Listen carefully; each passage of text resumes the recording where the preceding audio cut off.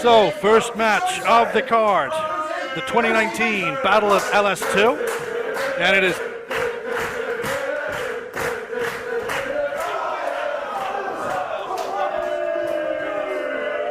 it's Dar Diablo versus Ryan Hunter. Ryan Hunter on the receiving end from Dar Diablo. Now this is going to be interesting as Diablo is not usually the smaller of the men in ring. He usually has a noticeable size advantage over his opponents. But Ryan Hunter, whilst he may be, relatively speaking, green, is the much larger of the two men. Oh!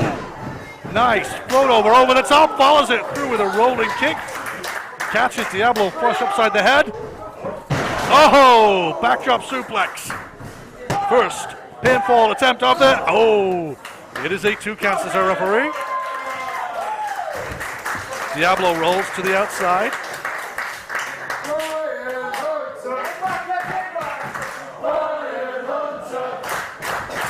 Now the referee is showing a little leeway, stopping on. Oh! A little bit of a hot shot across the top rope from the veteran that is Dar Diablo.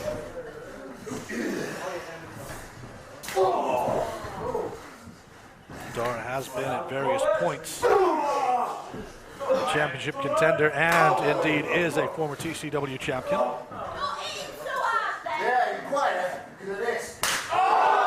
Oh. This is the point where I think Ryan should have kept his t-shirt on. Oh! And I'm sure he's very, very, very happy that he's wearing a singlet. Whip to the corner. Oh! And he launched him through the air. Pinfall attempt. 2 counts, says our referee.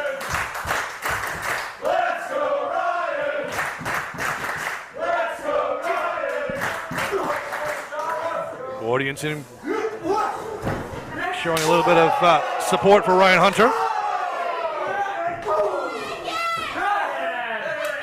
Big part of that, I suspect, is just simply because they don't like Dar Diablo. But I seem to recall on Ryan's previous outing here in the Temple, he gave a good account of himself as far as the fans were concerned. And that was just ground and pound for the man named after the devil.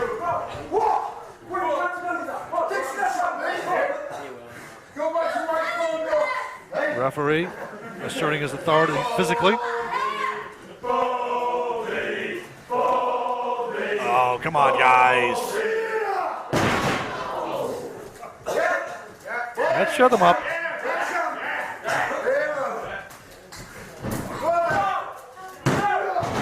Kick out at 2, says the referee.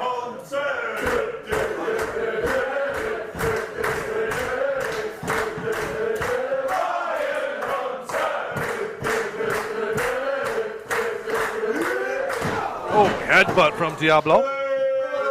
And that, of course, is where the lack of hair does come against you. Yeah, got nothing to pad it. This, I think, is why Chikara's headbutts worked so well earlier on today.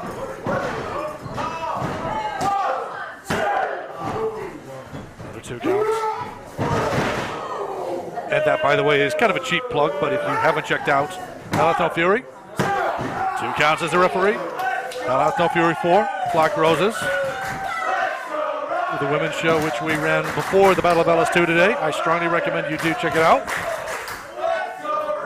Especially Chikara versus Candy Floss.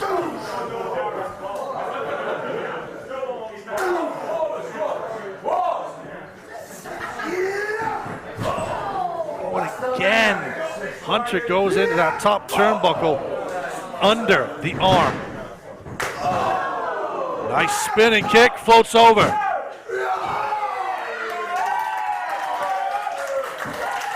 Diablo is looking very, very driven in the ring today. Whether he's got a bit of an attitude going on at the moment or... Oh, spinning back kick from Hunter. Unexpected from a man his size, if I'm totally honest. But then, you know, we're in that era where you have 300 plus pounders doing moonsaults in a standing start. Oh, running knee strike, push upside the jaw. Is that gonna be enough? Oh, that was so close. That was fractional.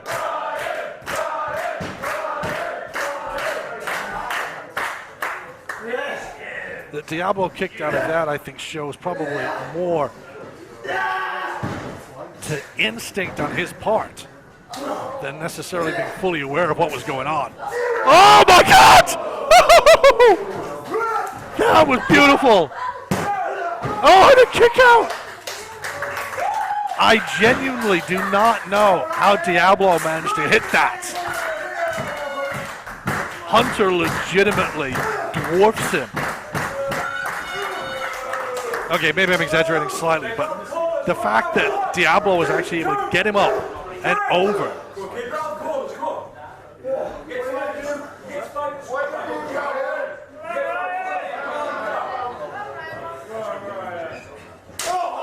Oh, straight left.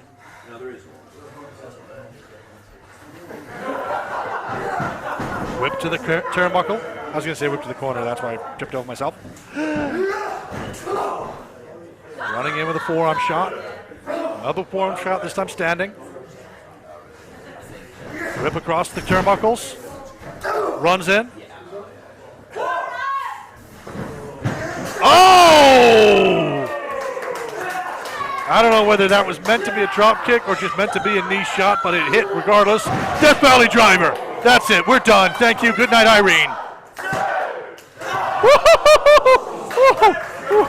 Oh, 2 counts. And then some.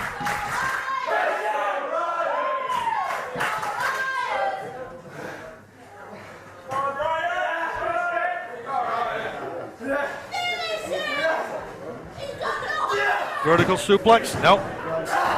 Oh, wait. Rear choke, rear choke, rear choke. That's it.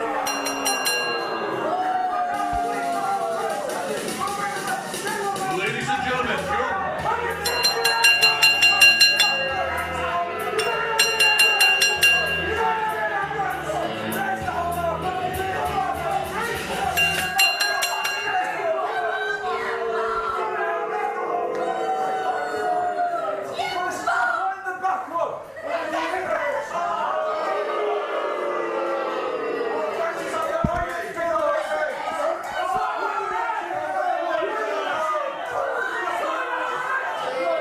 Right, that's just completely uncalled for. That is.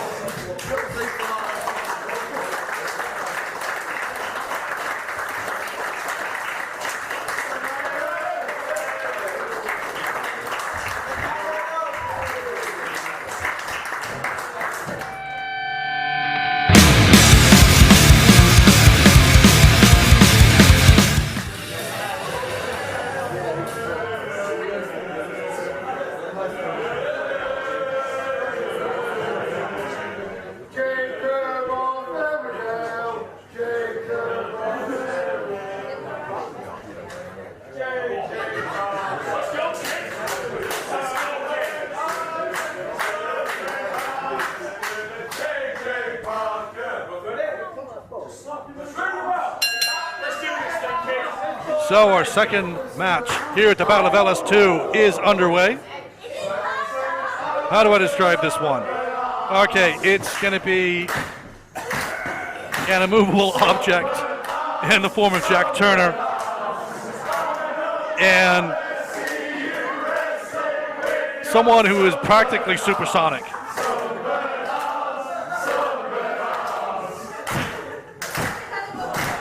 Now, J.J. Barker, if you're not familiar with him, has had something of a storied rivalry with current TCW champion Joe Nelson.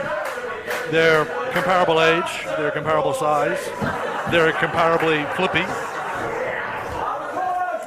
Meanwhile, Jack Turner, well, you may not be too familiar with him, but he made a name for himself standing in for one of the Lion Kings and turning on said Lion Kings in favor of the Game of Thrones, the Crown of Thorns.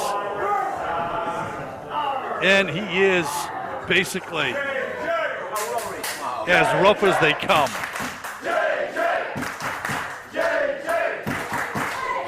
He's a bruiser, he's a brawler, and basically J.J. Barker's going to get mauled by him.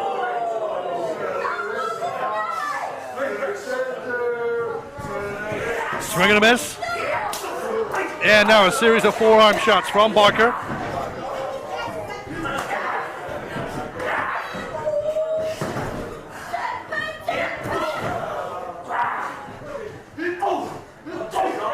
And again, Barker is firing back. Now Turner does have the sense to cover up. Ooh, solid forearm shot. A little bit of a diversion tactic, and Barker goes down and gets back up. And oh! Rabbit lariat from behind. Now, what's going to be interesting for me about this particular match, and I referenced this on various occasions, you have J.J. Barker, who does not have a lot of meat on his frame, and you have Jack Turner, who does have possibly more than his fair share of beef. That's not a slur, it's an observation. He's not quite into a big, strong boy territory, but, and the reason why I make the point is this, Barker is probably going to be able to take a lot of punishment and bounce back from it. Mainly because he doesn't carry that extra weight. It's quicker and easier for him to get up. The flip side to that is whilst Barker is going to utilize that speed, that quickness, and probably that agility, Turner has got a lot of meat that's protecting his body. It's going to give him the leverage advantages. It's going to give him the strength advantage. And it means the joints and all the internal organs are well protected, so whilst he may not get back up as quickly, he can probably weather a lot more punishment. And yes, I know, the Tyler Durden line. Skinny guys will fight till their hamburger.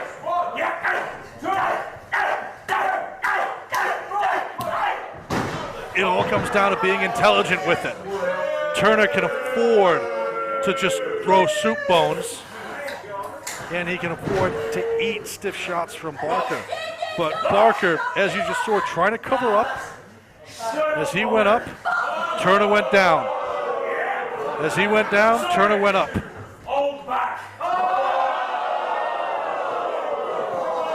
Okay, he may have fighting IQ, but I don't think he's... Well, let's be honest. That was probably the most eloquent thing he's come out with recently. Oh, God, T-bone suplex. Oh!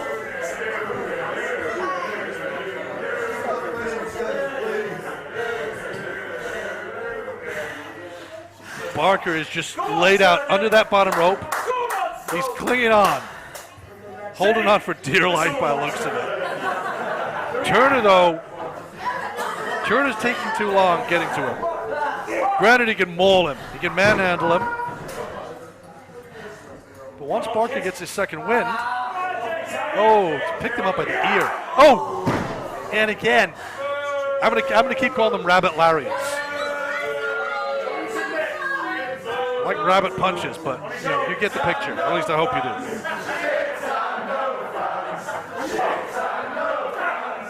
Parker's firing back now. And I do believe Turner has been watching a little bit of Ishii. He was just leaning into each one of those strikes. Oh! Big bull-sized senton.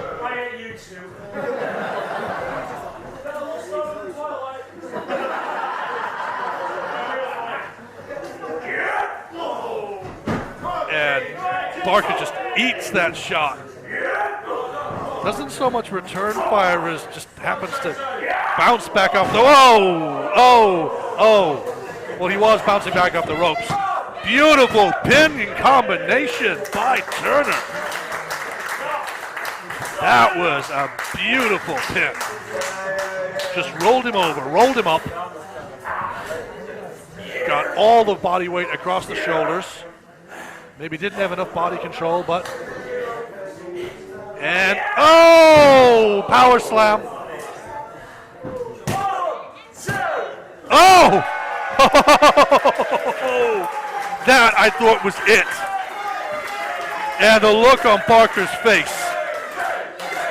It's that combination of, y'all done effed up, and please, someone get me out of here.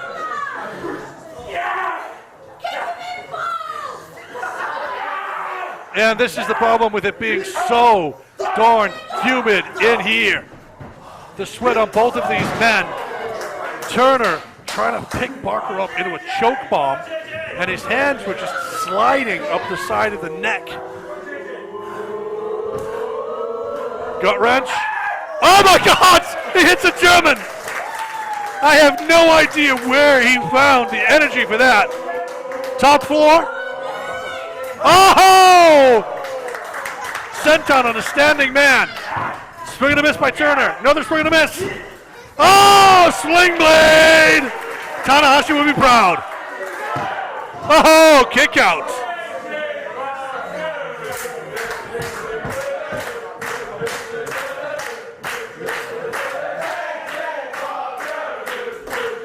Audience firmly behind Barker.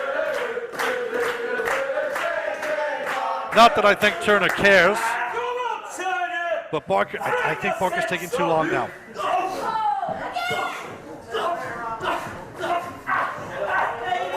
Turner is covering up, but I think he's just poked the bear one too many times. Oh, an attempt at a tornado DDT, and it just gets stopped in midair. Oh, that's it! Decapitator.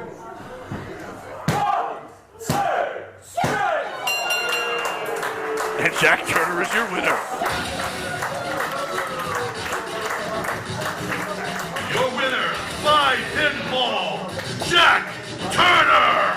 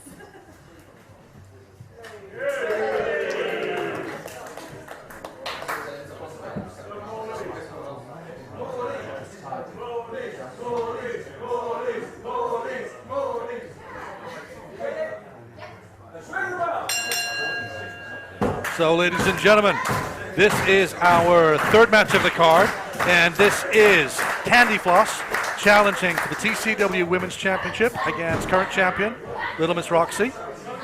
And it has been decided that this match is going to be fought under submission rules. It will be one submission to a finish. Now, again, I'll refer you back to the Hal Hath No Fury show that we had this afternoon, which featured a match between Candy Floss and Chikara, and it was possibly the most vicious I've ever seen Candy Floss. She basically focused on one arm and decided to disassemble it. I mean, she turned Chikara's left arm into a transformer. It was just wow. So it looks like turnabout is fair play. Roxy has an armbar on, holding it in place. Candy Floss now finds her way back up to a vertical base. Waist lock, drops it down to the mat. Maintains waist control. Crocodile roll.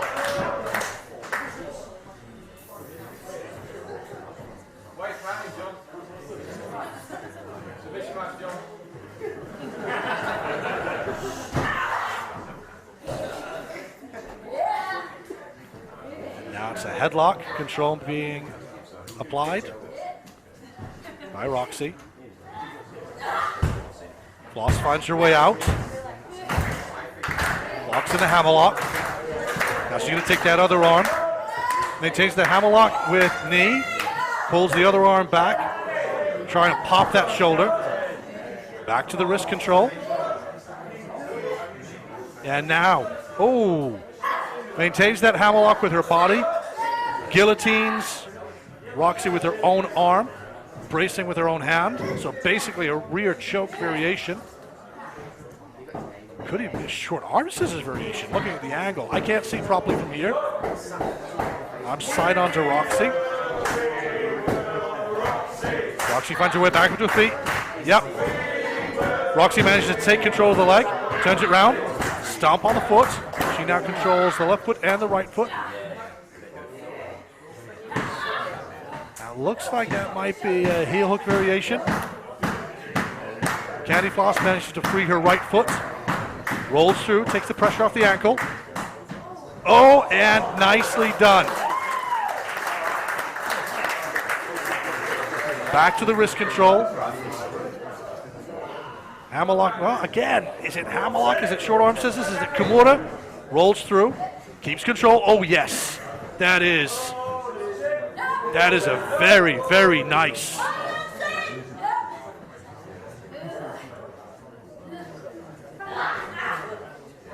She hasn't quite got the positioning or the leverage on it to make that work. Now she goes for the small joint manipulation. She utilized this a lot against Chikara earlier today. It's become something of a mainstay in modern pro wrestling, that small joint manipulation. You see it a lot obviously with Pete Dunne, a lot with Zack Sabre Jr. Oh, and now the full body scissors. Now, personally speaking, I think that the armbar situation, not. The fingers. I don't think that. I was about to say. I don't think that Candy Floss had necessarily got the leverage that she needed, and now it looks like turnabout is fair play. Open hand slap across the back of the neck. Roxy's just driving the point of her elbow in between the shoulder blades. And now it's her turn to take control of the arms. She's hammerlocked the left arm, controlling that with a knee. Can't get the leverage that she needs, though, to get the wrist and to take control of that right arm. Sits her up. Now, is she gone for the jaw, or is she gone for the wrist, or... Oh, nicely done by Floss. And again, back to that arm. Oh, double hammerlock. Oh, God! Stomps on both wrists, small of the back.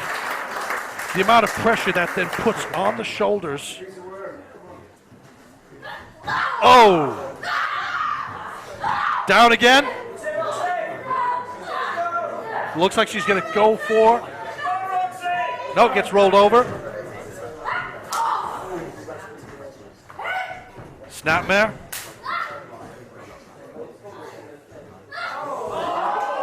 Oh, beautifully done by Roxy.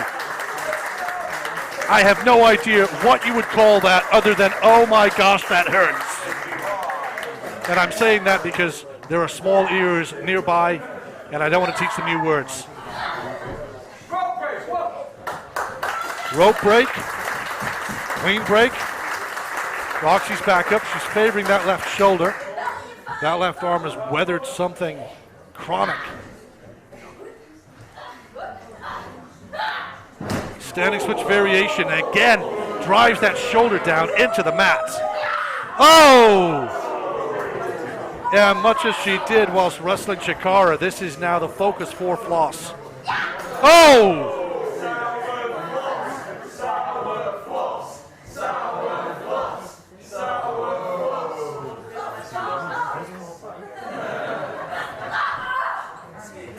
Every time she does that, she puts a lot of pressure on all the ligaments and the tendons in that shoulder area.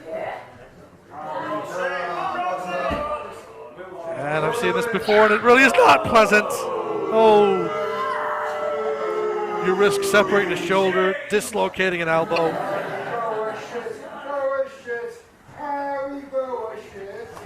Side Russian leg sweep, rolls it through, maintains. Oh, right. So now she's weak in one arm, she's going for the other. She has control of the head and neck, just rubbing that point of the elbow into the ribs, driving it in.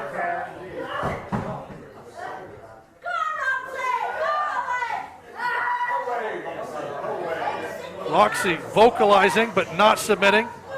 And then again, Floss transfers back to the arm that she's focused most of her attack on. Wrenching back on that arm and that shoulder. Roxy rolls through again. Floss loses wrist control. Roxy takes the leg, takes another leg. Oh! Oh, this is, oh. And that, my dear, is what you call a pretzel. You ever wonder what a candy floss pretzel looks like? This is it.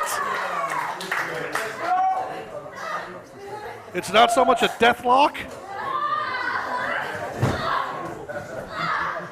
And now it's Floss's turn. Figure fours those legs. Side surfboard.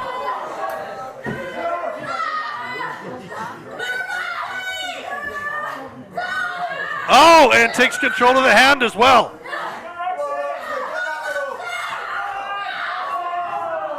Roxy has got one hand in this fight. Oh, she just managed to get the ropes. I'm gonna give credit where credit is due. That was superb technical wrestling by Candy Floss. She almost managed to neutralize every one of Roxy's limbs.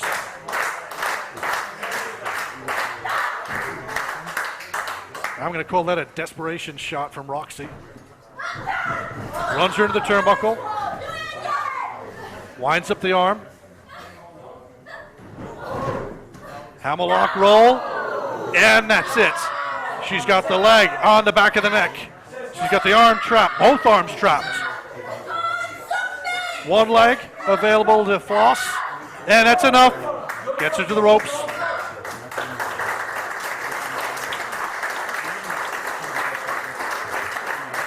They are both suffering.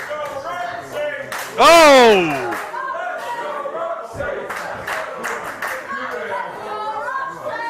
Now, officially, this can only end on a submission, so what? No, come on. Come on! Floss just wrapped Roxy's arm. Oh!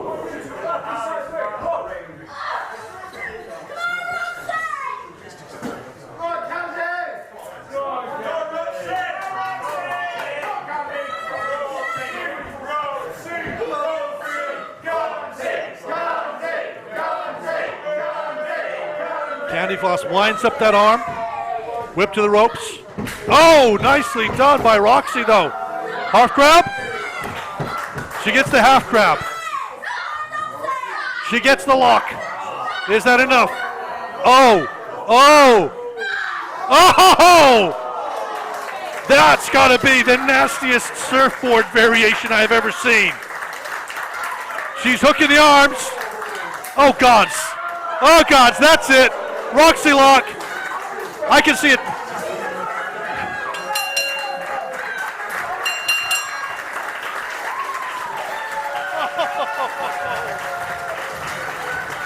Your winner by submission, Little Miss Roxy. Ladies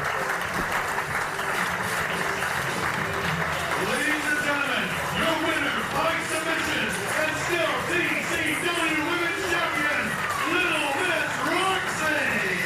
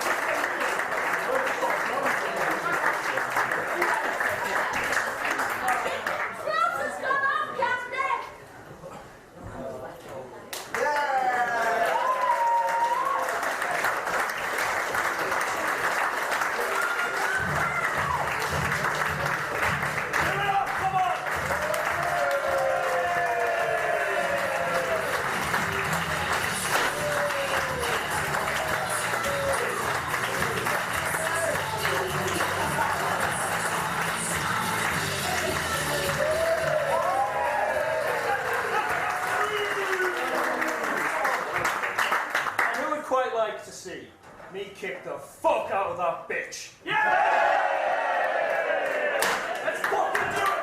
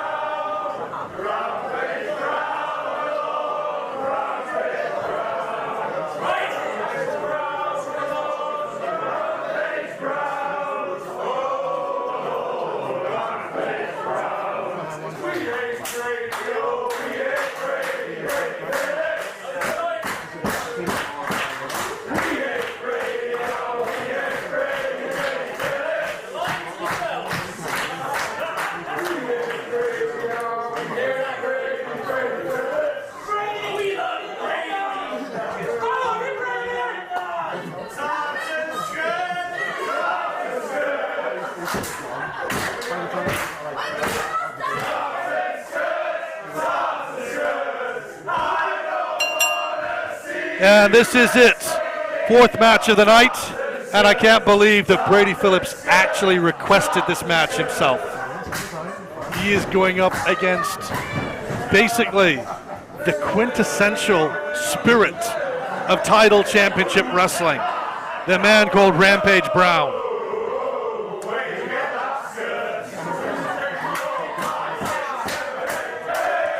Now Brady has a lot of tools in the box. He does have speed, athleticism. He does have sartorial elegance.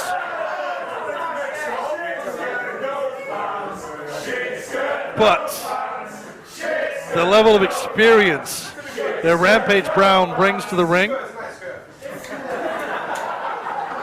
it's a decade plus, and it may even be as many as 13 years.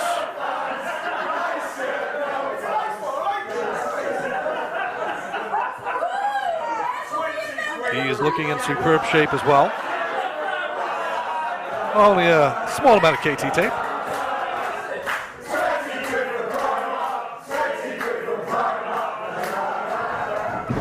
They will lock up at some point. But one of the things that Brady is very, very adept at, we have a counter elbow tie up, it is messing with the heads of the opponent. He will either go full bore, or he will just take an inch, take an inch, take an inch until he takes a mile. Children here, aren't you, sicko?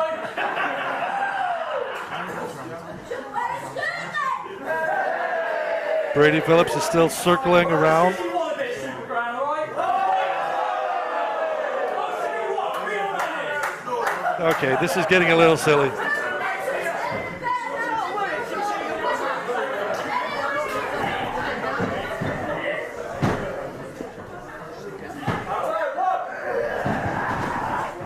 And they lock up. This time it turns into a standing side headlock. Run to the ropes. Oh! And Brady just gets run down.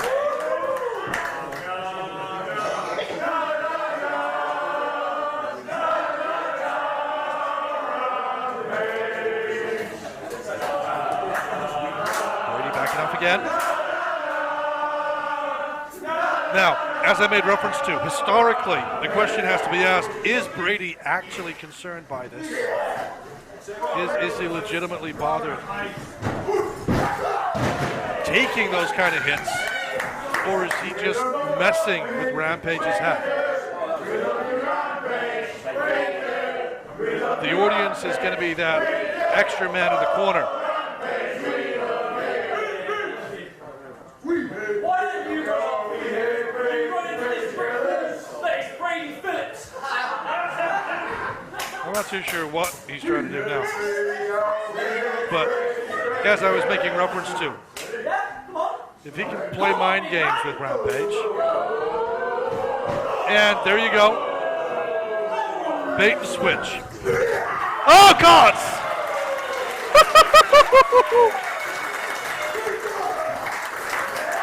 And this is kind of what I was making reference to earlier on when I was talking about Jack Turner and the way that modern big men do things that really they're just not supposed to be able to.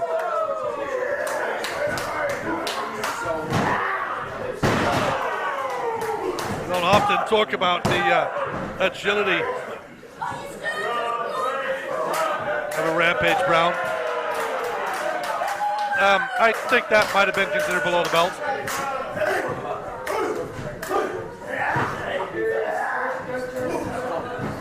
It's the ropes. Oh! Well, that one did not go to plan, did it, Brady? Oh, no!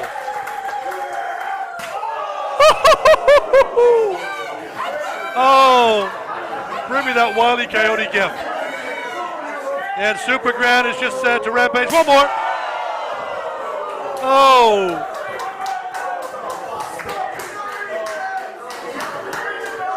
Brady Phillips may actually be regretting asking for this match at this point. But he kicks out, that was a 2.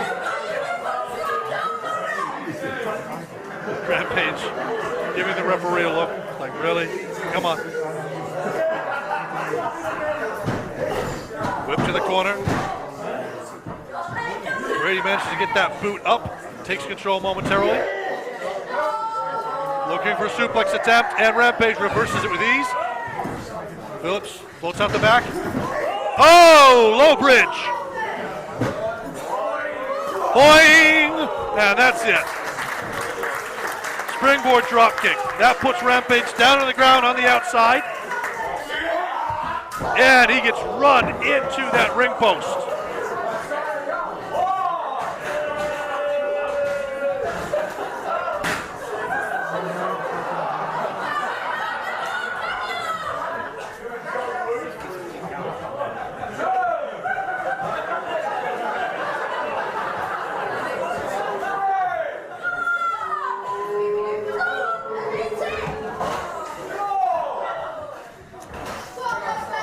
And I think,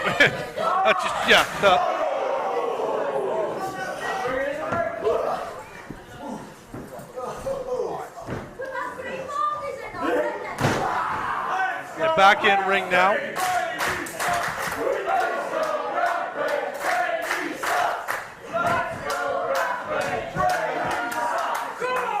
Brady Phillips has control.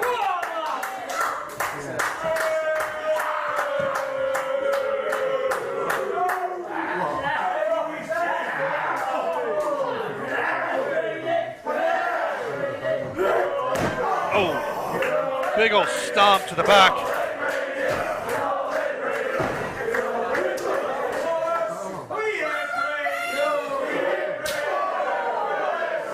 And I think the audience, with their prejudiced, biased, derogatory chants, are just firing up Phillips at the moment.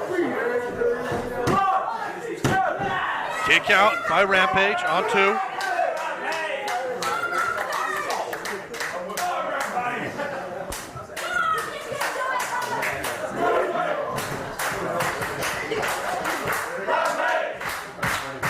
Brady is the one standing tall at the moment.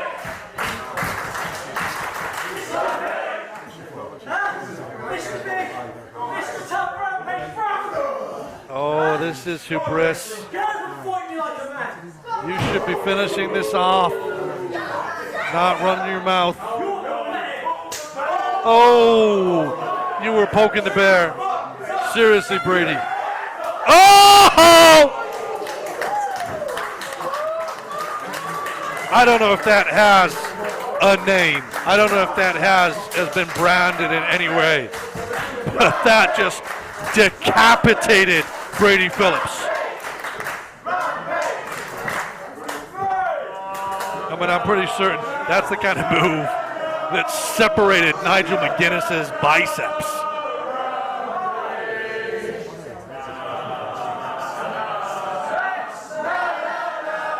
Referee counting.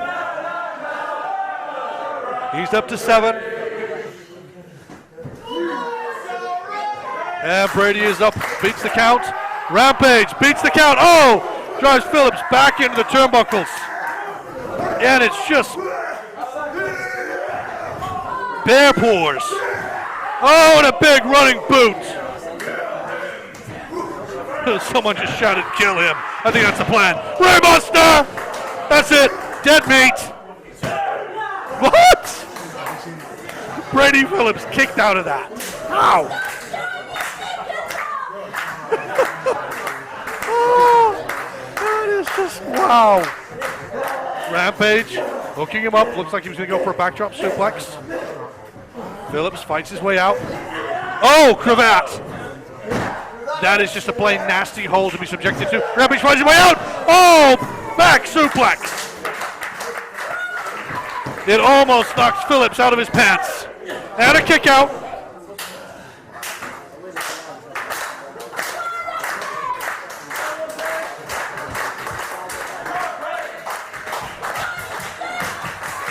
Yep, that definitely blew up Phillips' skirt. Oh! Phillips knew what was coming there. Again, gets out of harm's way. Oh, beautiful! Head kick, court Rampage. Now this is not the territory that Brady Phillips usually goes for. Oh, double stomp attempt. I think possibly the low ceiling made him take a little bit too much time. Oh, crossbody, second floor. He gets caught. Rampage is going to turn him around. Looks like he's going to go for snake eyes. And oh no, you are kidding me. You are kidding me. Rampage finds his way out the back door, hooks him up. Oh, that's it. Implant DDT. Good night, Irene. And Phillips' hand is under the rope.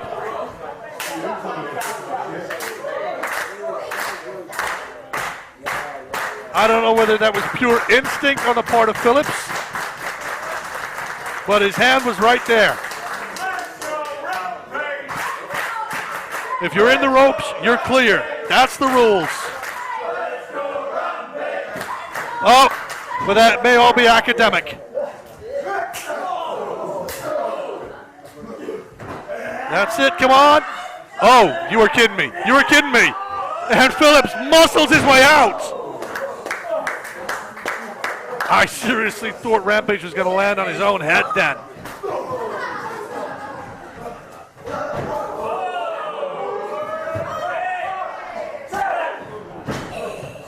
That was so close to being a 3. Hooks him up. Oh! I genuinely did not think, A, Rampage was going to go down like that, and 2, that he was actually going to kick out. The fact that Phillips got him up in the air, maintained control, and brought him down like that. I was sure Rampage was just going to float through. Man. Oh! That's it. The end is nigh. Oh! Running European uppercut in the corner. I know what's coming now. This is the setup for the world ender. Legs are draped. Headbutt. Another headbutt. Well, you know, say what you want about having no hair. You can't grab it to butt people with. But he's got him set up. I don't think I've ever seen him try to set the move up from that height, though. Rampage finds his way out of harm's way. Oh, it's just a clubbing forearm across the side of the head. Oh! We may be in a vegan cafe, but that chop was meaty. And now it's Rampage's turn to climb the turnbuckles. He's just going to deadlift. Oh, my God! That's it! Good night, Irene! We're done! Pin him!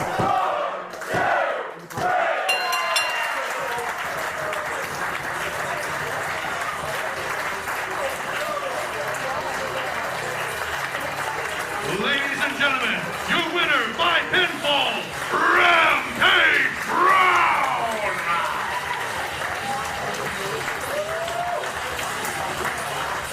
And that, ladies and gentlemen, is that. Your winner by pinfall, Rampage Brown. H. Brown.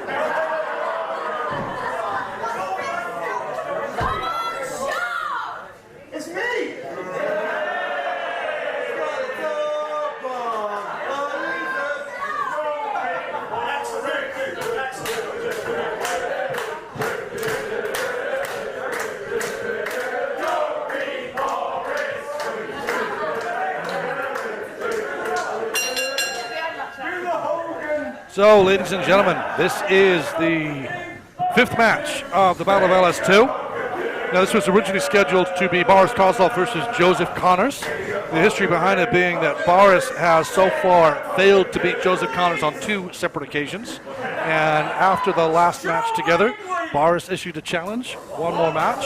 And if he failed to defeat Joseph Connors, he would leave the promotion. Now, for reasons beyond everyone's control, Joseph Connors is unable to be here at this show, but management have decided to hold Boris Kozlov to that stipulation, and in place of JC, we have Sean Only.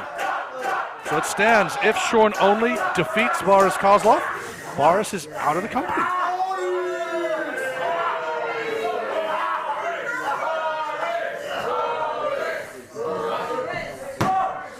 Full attempt. Only a 1.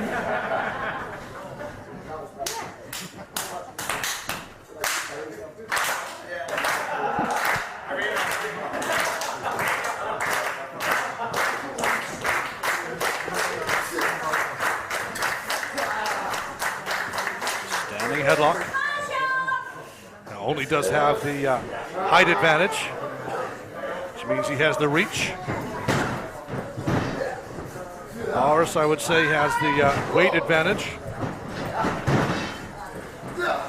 Nice arm drag. Another arm drag in return. Up into a fireman's carry. What's he going for? Doesn't hit. Oh!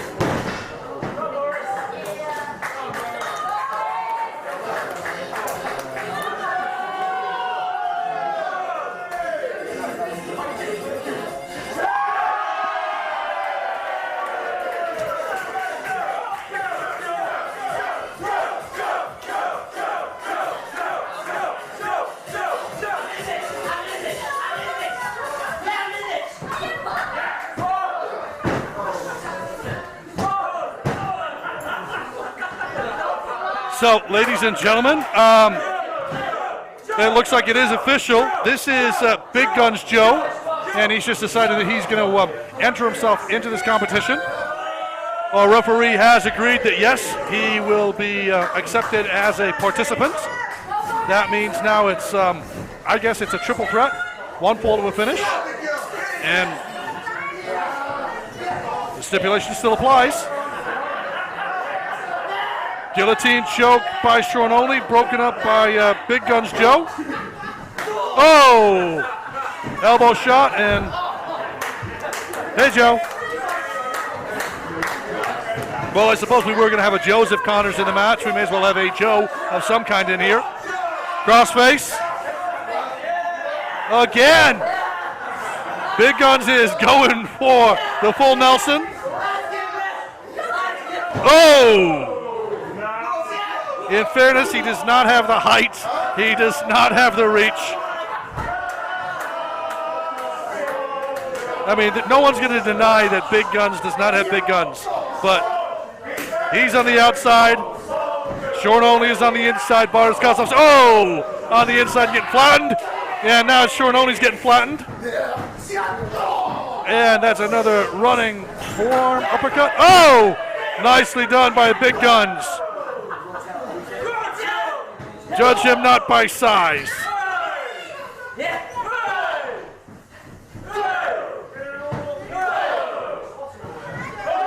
Now I do have it on very good authority that Big Guns Joe actually tipped the scales earlier on today at 305 pounds.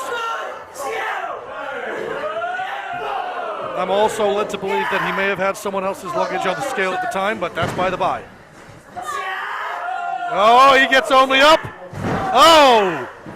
Throws him off. Swing and a miss. And a back suplex.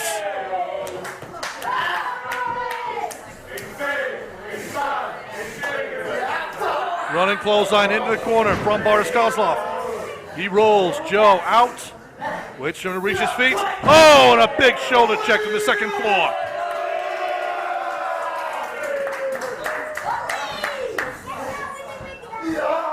Scoops him up. Joe slips out the back door. Sends him into Only for a super kick. 2 counts as the referee. Big Guns Joe is up on the second turnbuckle. Oh! And he leaps straight into a cutter.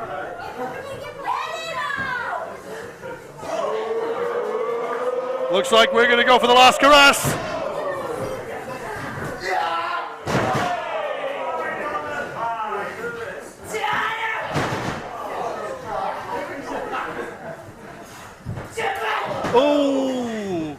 corkscrew rabbit lariat.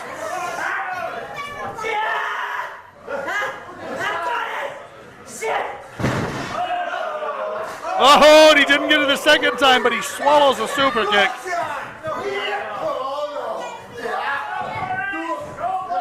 Cutter attempt by Boris. Thrust kick to the knee. And that's it, Las Caras. We're done. Good night. The Mad Russian is, oh, whoa. Oh, the straps come down. This has been scientifically proven to increase the strength of any individual who does it by 200%. Boris is up in the air. Body sneaks out the back door. Kick to the guts. And it's a vodka crush. Drops him down.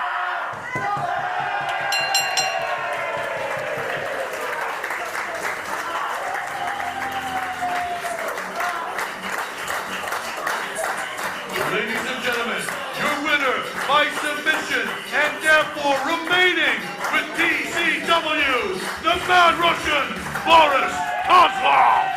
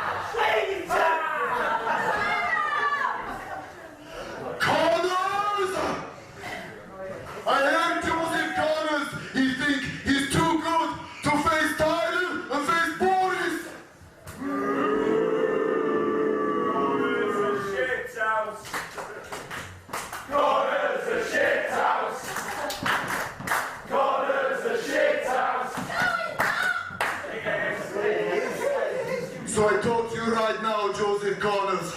Boris here in Tidal. Boris winning matches. And Boris, he wants that one more match with you. And I'll beat you, Connors. And I'll prove that Boris and Tidal, we are better than you, yeah?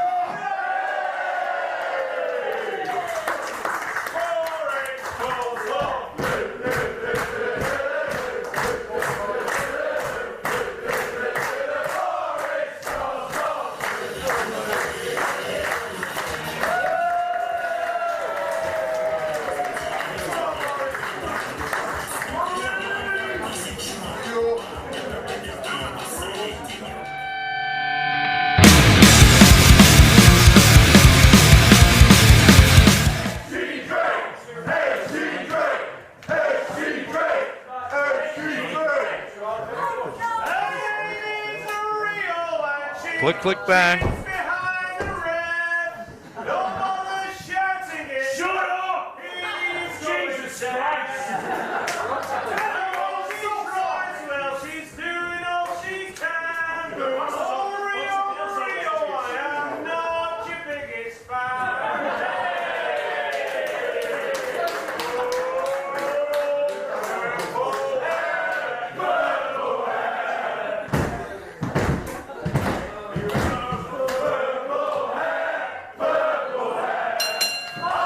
Ladies and gentlemen, this is title match for the TCW Openweight Championship.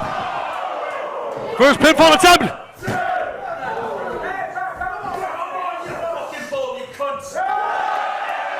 Okay, that wasn't PC or PG or, yeah.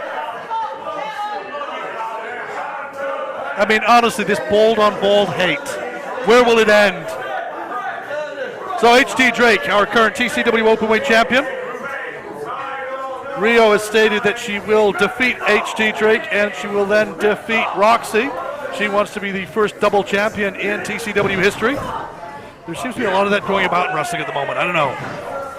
Drake, however, well, he won the TCW Open Championship from Roxy. Goes for pinfall. Oh, kick out, but I think that was the barest of. He has no issue with intergender wrestling. And he will give as good as he gets. And the problem, of course, is we've got Jack Turner and we have got Grow to the outside! Oh, God! Rio did that earlier on tonight and she almost decapitated her opponent. Step up Enziguri.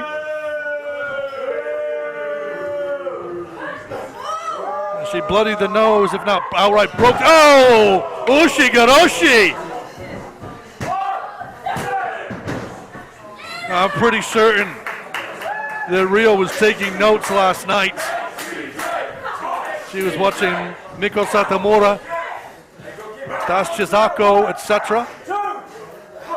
I'm not going to pretend I can pronounce all the names.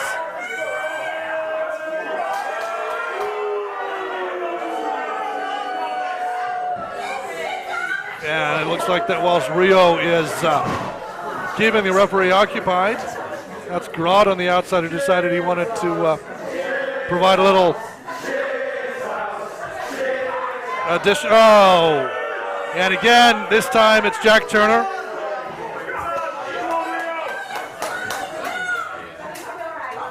You got this, Rio. Ref, you suck! You're great! It's interesting, Rio commenting that her jaw may have been injured by that spinning heel kick that she took. I'm going to ask her opponent from earlier on today, Alfie Rogue, what she thinks about that. And Rio has just decided, nope, she wants to showboat a little. She did threaten that she was going to take Drake's head off.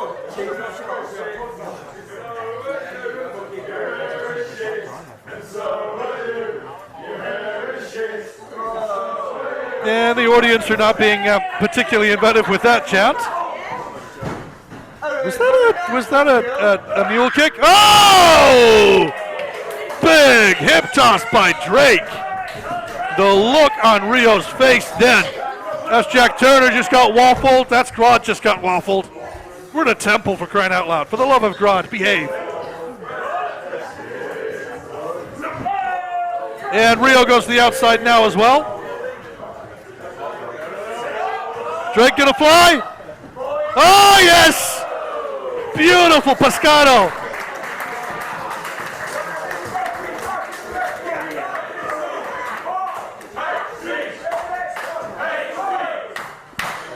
And it's rolled back in. Looks like Drake's going up top. Oh, he's aware of the height differential, the low ceiling. Running forearm striking. That's, oh God! I've seen this before today. That's Drake just hung up the pressure that's coming on his legs right now. Ankle is trapped on the second rope. His knee is just, it's bent double.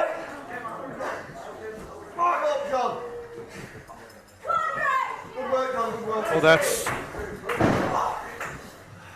he just tried landing on that leg. He couldn't post when he landed. It's to the outside.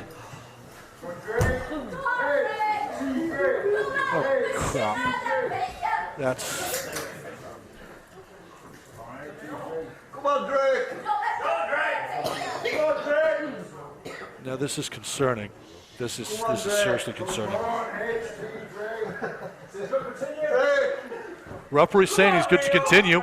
He's not calling it. It's referee discretion. He's going to give Drake a little while just to recuperate. I mean, it'd be kind of superfluous for me to say, you know, it's wrestling. We want to finish the match. What was that? Oh!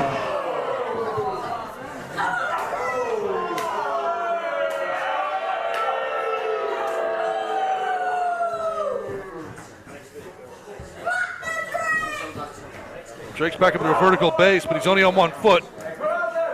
All right, and that's it. She's going straight for the knee. Well, it's kind of obvious. I made reference earlier on today to Candy Floss being extremely predatory once she weakened up her opponent's arm. She did that against Hikaru. She did that again against Roxy. And oh, gods! That's just, again, that's Drake's foot trapped under the rope and his knee trapped over the other rope. And I can't overstate how painful that is. I mean, they're oh, again, going for that.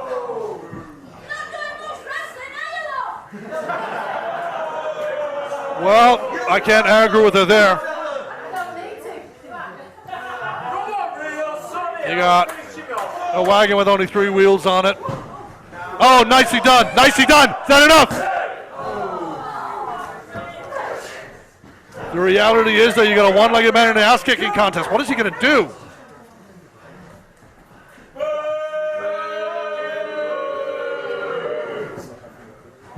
She goes back to the knee.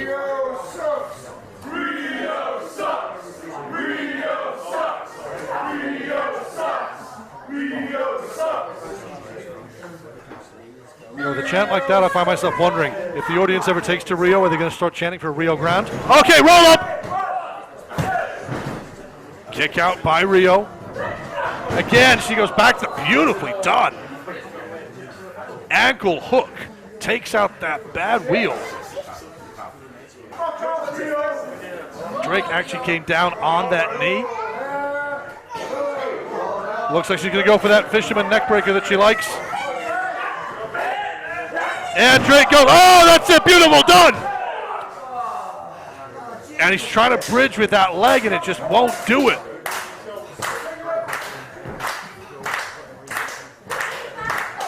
And I'm going to be totally honest with you, I kind of feel for Drake right at this point. I just spent a month healing up a meniscus tear myself, and it's exceptionally unpleasant no matter what you do. Because that pain just shoots through your leg. You try to run, you try to post, you try to do anything, and that's my point exactly.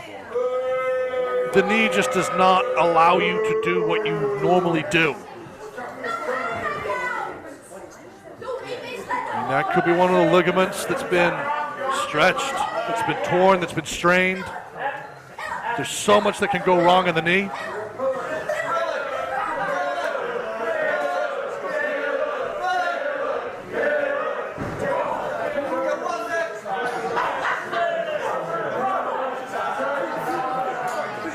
With only having 3 functional limbs, there isn't a great deal that he can do in terms of stringing a fence together. There's not much he can do in terms of stringing defense together either, for that matter. But he managed to get one leg up. Oh, one-legged code breaker. Is that going to be enough? Floats over. Uno. Dos. Oh! And that should have been a 3. But Jack Turner. Oh, I do like that. I thought you were slipping. Spear by Grodd. Referee doesn't see it because he's out there admonishing Jack Turner. Rio has the belt. Belt shot. If Drake isn't out cold, he should be. Rio hooks him up. Got the leg. And that's it. Fisherman neckbreaker. Floats over.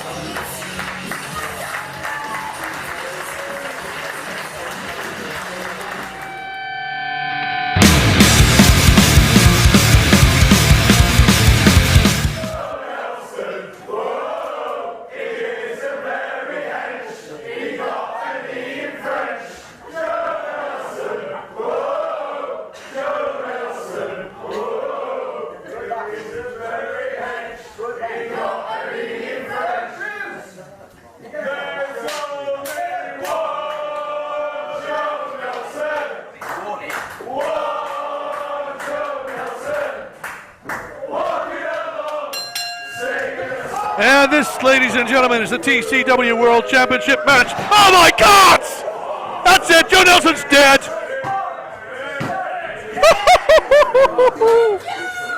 So if you haven't figured it out already, the guy in the red tights, this is our TCW World Heavyweight Champion. He won it in a fatal four-way at High Tide. This is Joe Nelson. His opponent, well, how do I describe him? He calls himself the headline. This is Will Cruz. I may have made reference to David and Goliath at least once today already. This is David's smaller brother up against Goliath's bigger brother. The referee is admonishing Cruz for not defending himself, but I refer you back to the J.J. Parker-Jack Turner match earlier tonight. This is that match, only with each of the characteristics amplified or diminished accordingly. Joe Nelson is like a smaller Joe Parker, J.J. Parker, sorry, and Will Cruz is like a bigger Jack Turner.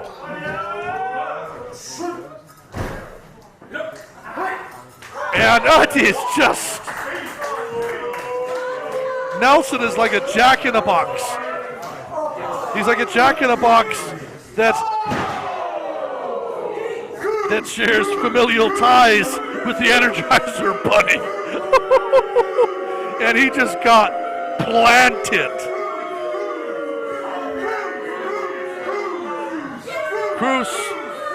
Cruz really right now should be making hay. He should be making use of the situation. My pectoral region is stinging and I'm 20 feet away.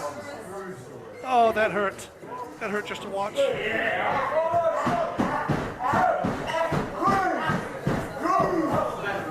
I've got to be honest, I would say that Cruz is legitimately twice, if not three times, Joe Nelson's size and weight.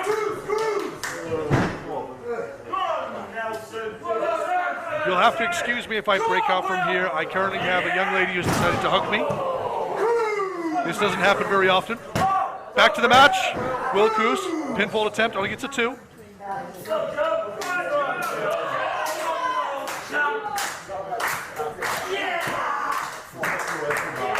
It's for the record, I have a young lady called Leia who is sat next to me.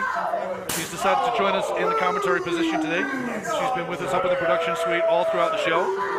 So every so often there's been little questions that she's been asking. That's the reason why I've been making asides or disappearing briefly.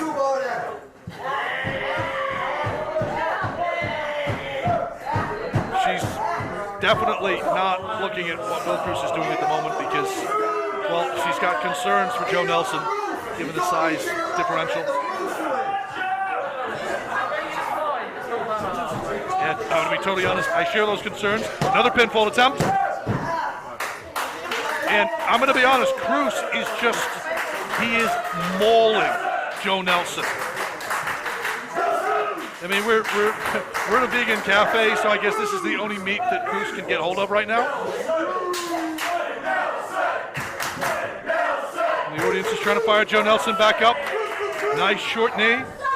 Oh! And he just runs straight into a solid forearm shot. Oh! And a very lackadaisical pin attempt. Crossbody now.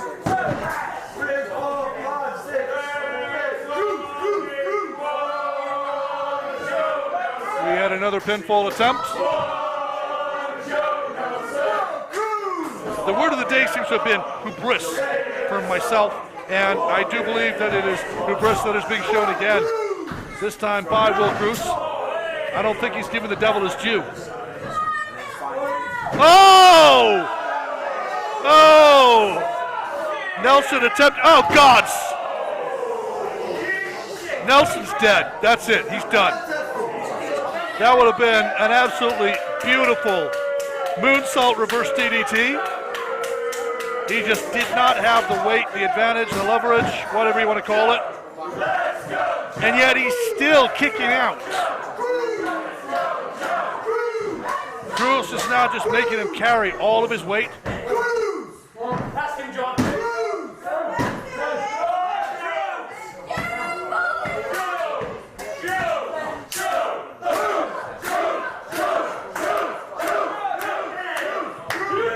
Oh! Short lariat just utterly destroyed Nelson.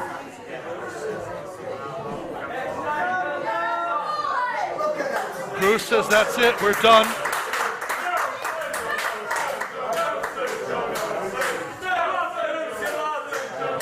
This is it, good night.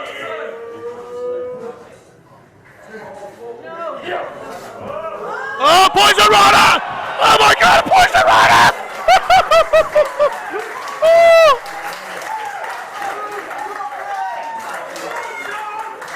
That was just...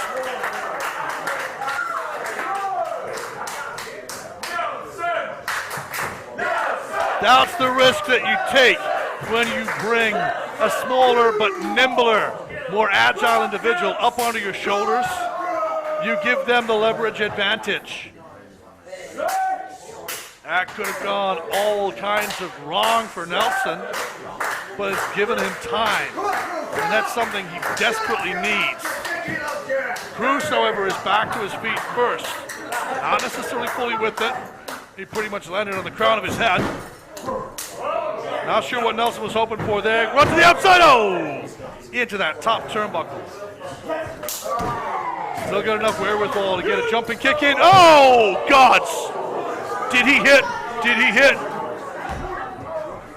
There's a steel I-beam just to the side of the ring. I don't know whether we caught that on camera or not. I don't know whether Nelson hit it or not. It looks like we're good.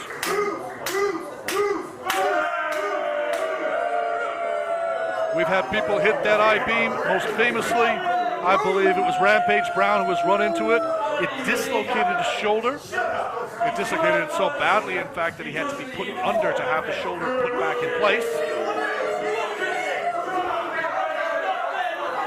Cruz bad-mouthing the audience now. Nelson working his way back up. He's on the apron. He rolls to the inside. Cruz now is just going to throw him out again. This time Nelson doesn't have the momentum. It only takes him down to the apron. Rolls him to the floor.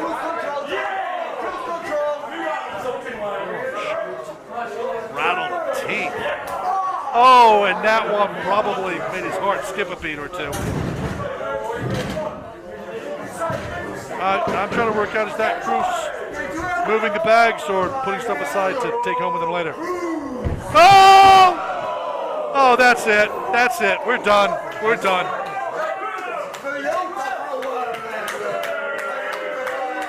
The floor in this venue does have a degree of gift. I'm not going to argue with that. But at the same time, you hit a series of solid chairs and they hit the ground with you on them.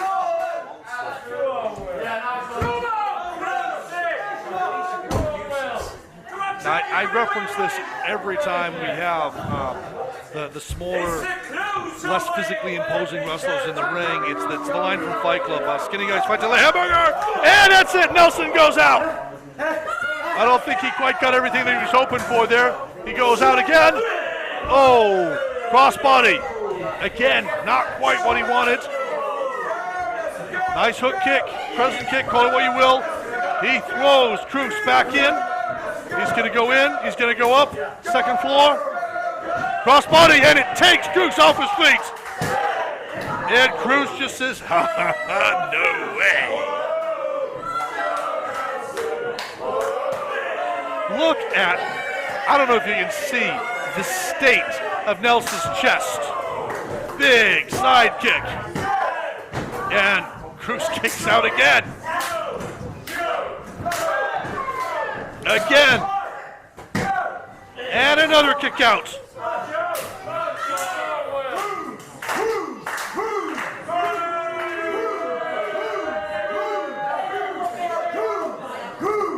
Short knee. Is he going to go for it? Oh! High risk, high reward, high splat. And a kick out. I'm guessing he was going to go for a shinobi. Maybe even an acid drop. Instead, Cruz just catches him. Lets gravity do the work for him. Shot to the ribs. Oh, and an open hand slap.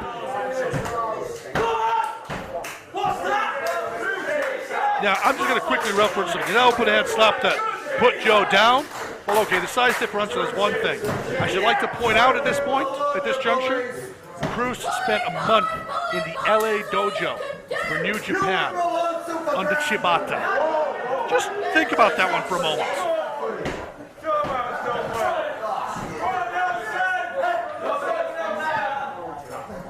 Oh! And Cruz just manhandles him. Oh! Somehow Nelson manages to turn it around. And Cruz kicks out. I have no idea how it was that Nelson managed to turn that round into a DDT, especially since he seems to be fighting with one hand. That's it! That's it!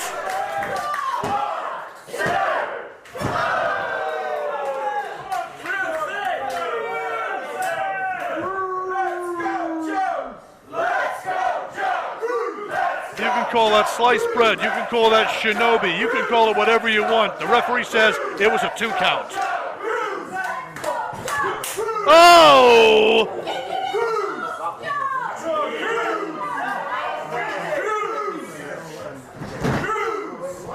Joe somehow manages to roll him through. He's going for it again. Oh! I call that one gimmick infringement. But it's enough. Your winner by pinfall, and you, TCW champion, Will Cruz. Your winner by pinfall, and you, TCW World Champion,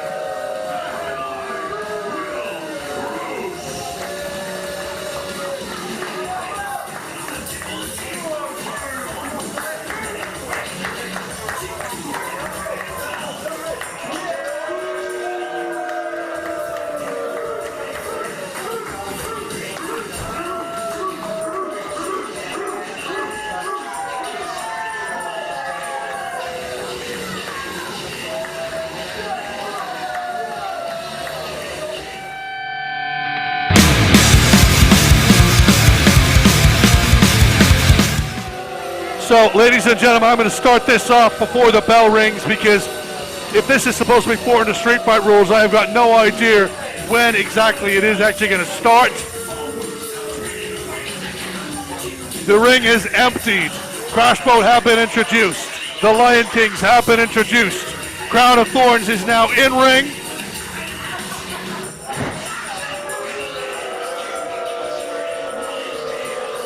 When the referee gives a signal, the bell is going to sound, at which point, well, yeah, it's going to be pretty much anything goes.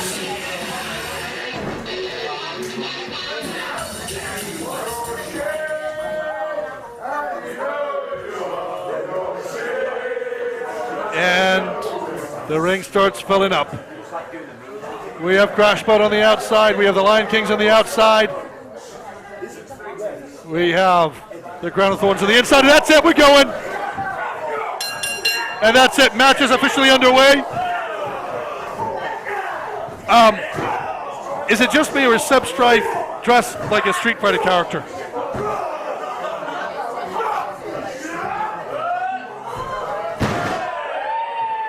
Now, whilst it's a street fight, I think the basics of wrestling matches still work out for this.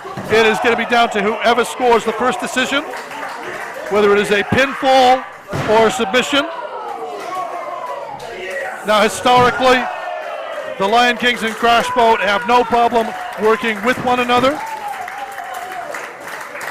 And now that the Crown of Thorns are out of the ring, they're going to have no problem with going up against one another either.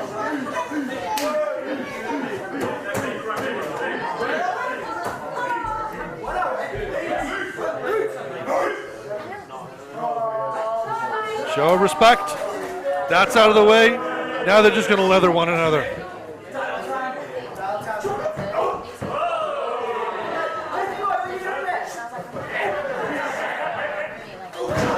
Oh! Enziguri connects with Seb Strife. I don't think that's quite what Unsetico was after.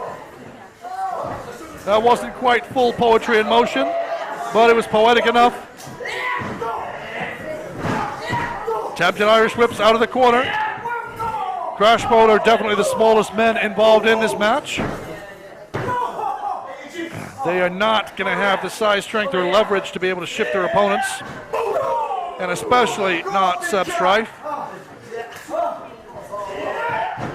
Oh, and that was Jake Silver just...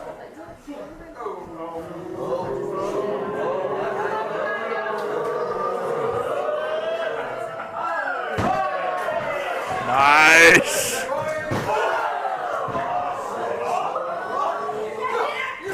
Oh, use your teammate as a weapon day. That's Strife to the outside, and he's just being gang beaten by the Crown of Thorns. Looks like we're gonna have a little poetry now, though. Oh! That looked more like it was gonna be a missile in the corner. Unsetico caught it. And now the Lion Kings and the Crown of Thorns out in the audience.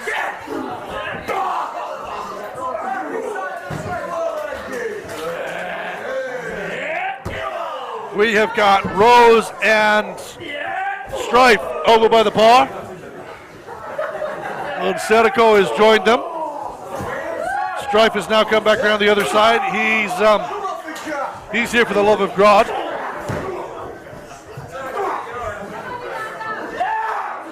Jake Silver and Jack Bandicoot are still kind of in ring.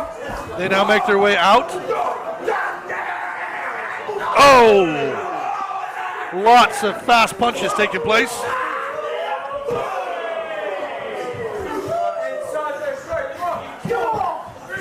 Referee trying to get control.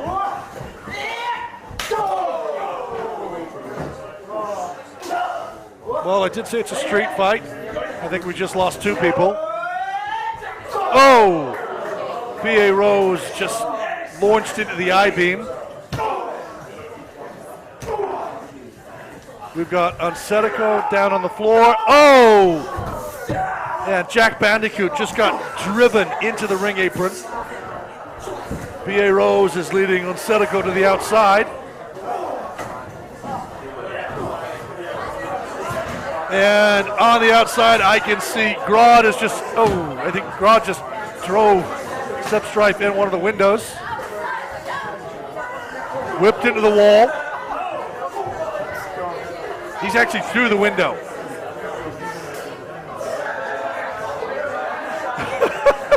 None of the cameras are looking at this, except if you've got the hard cam right now. Jack Bandicoot is carrying the umbrella. He's decided if they're going outside, they're going to stay dry.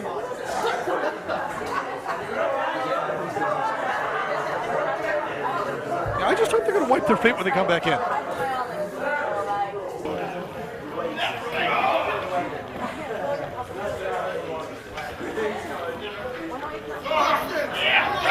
Oh!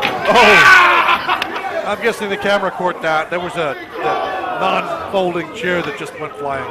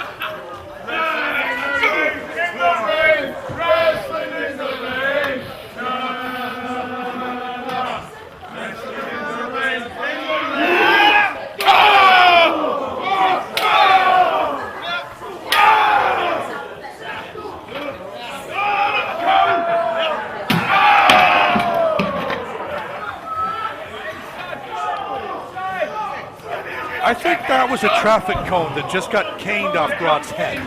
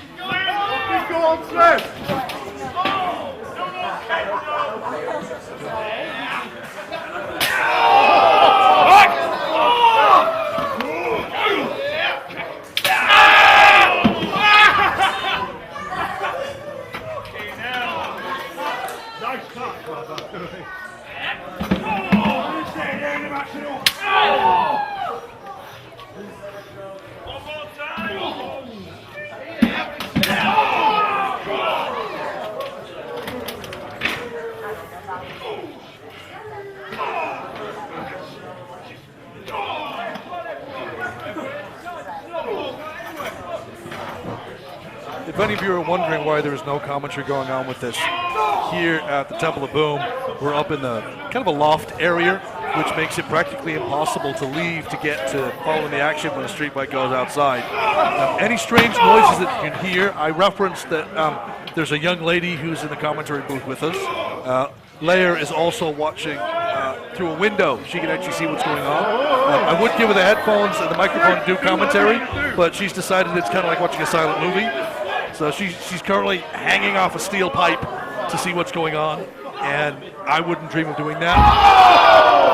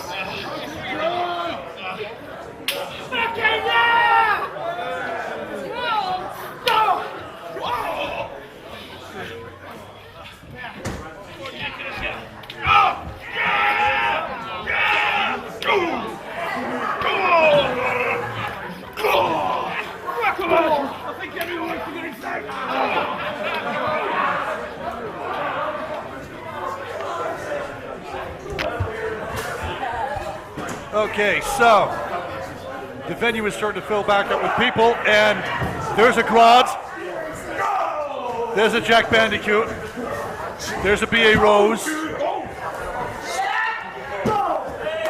that's a Jake Silver, that's a referee wearing a hoodie. We're missing both Lion Kings. I suspect there's some very damp feet, some very damp hair.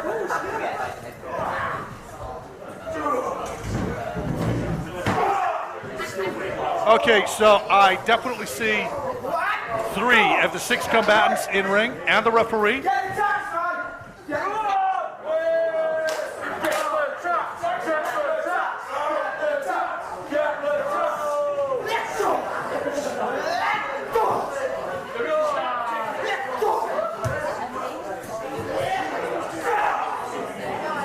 Jack Bandicoot being very gentlemanly for Superground. If you're wondering, there were a couple or 3 people who stayed in the venue whilst the things were outside. Somebody did ask me how commentary was going. The answer is great! Okay, there's a supermarket bag that's been brought into the ring. I'm not 100% certain what they're going to do with it.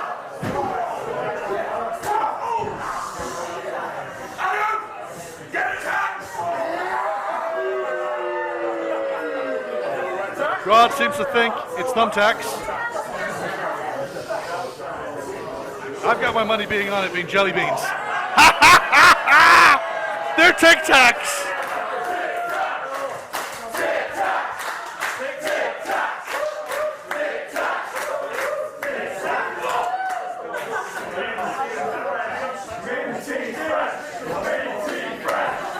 But they're not the minty fresh type.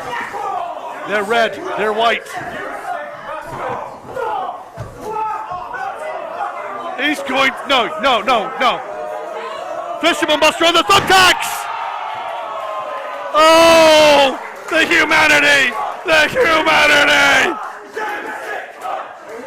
I've seen people being given brain busters on tea bags, but never seen anybody take that move onto Tic Tacs.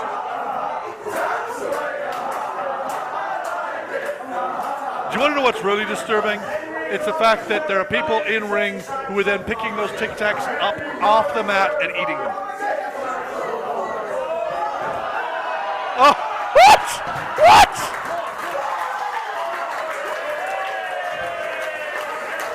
I really hope the camera crew's getting this. I really want to know which set of roadworks they stole that from.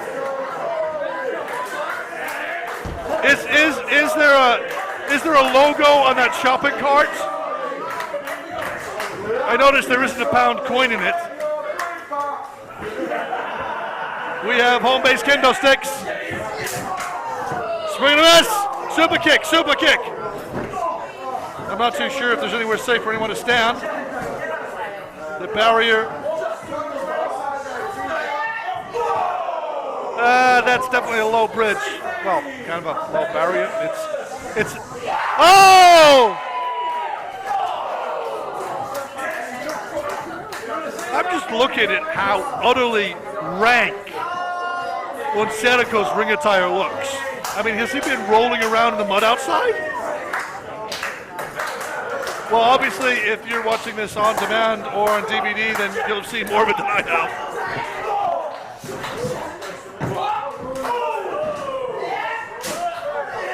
Silver to the outside.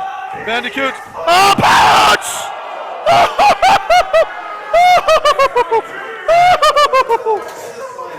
And Bandicoot's back just went a bright shade of crimson. Is that a hurling stick? Is that a hurler? That's Joe Nelson's hockey stick, isn't it?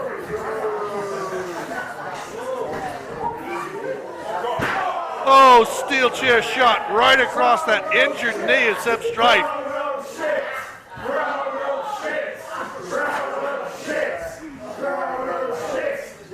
It's interesting how the audience chant went quiet.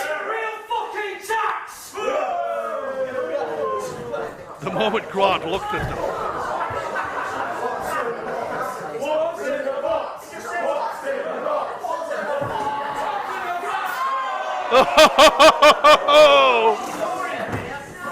They got those on offer from the local hobby craft.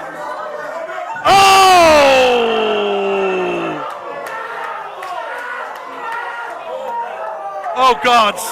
Oh gods.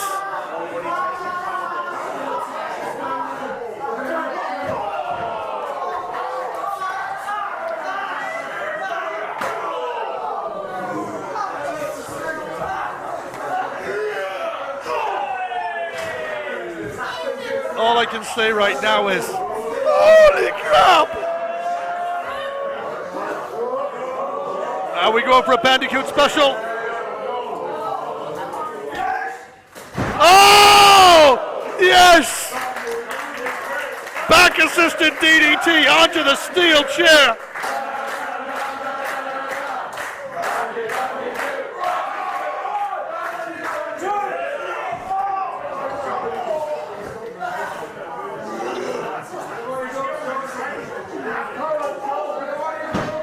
That was almost a pinfall.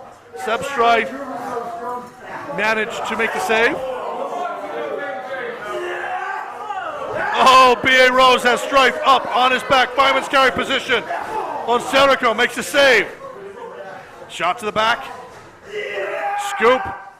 Slam! That was almost a Michinoku driver under a steel chair.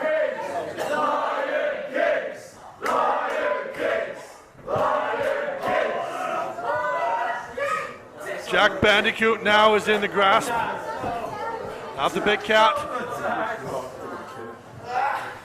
Whip to the corner, to the rope, sorry. Oh! Spider Monkey!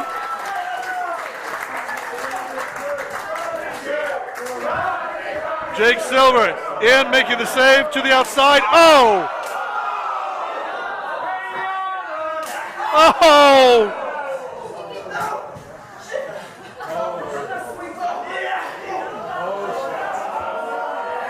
It looks like that the latest Bandicoot release is about to bomb. No, it doesn't! Oh, nice double shot with the kendo sticks.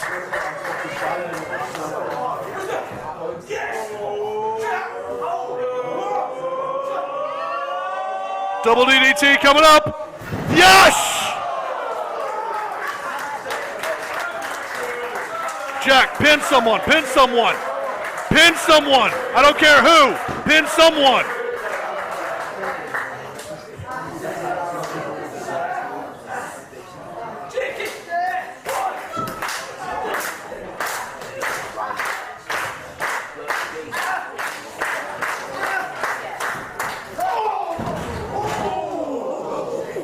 That was just...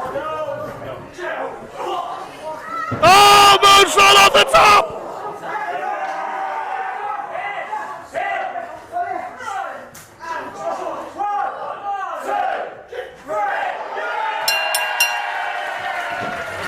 And that is the end of that.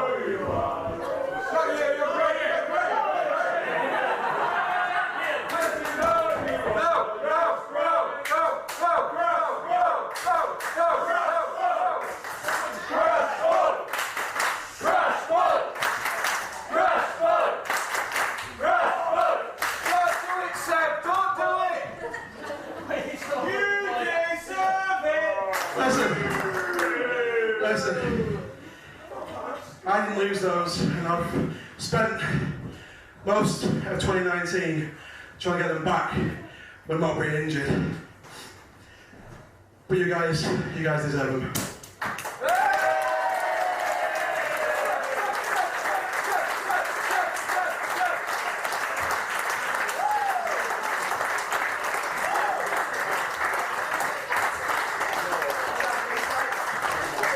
One more. Crossbows!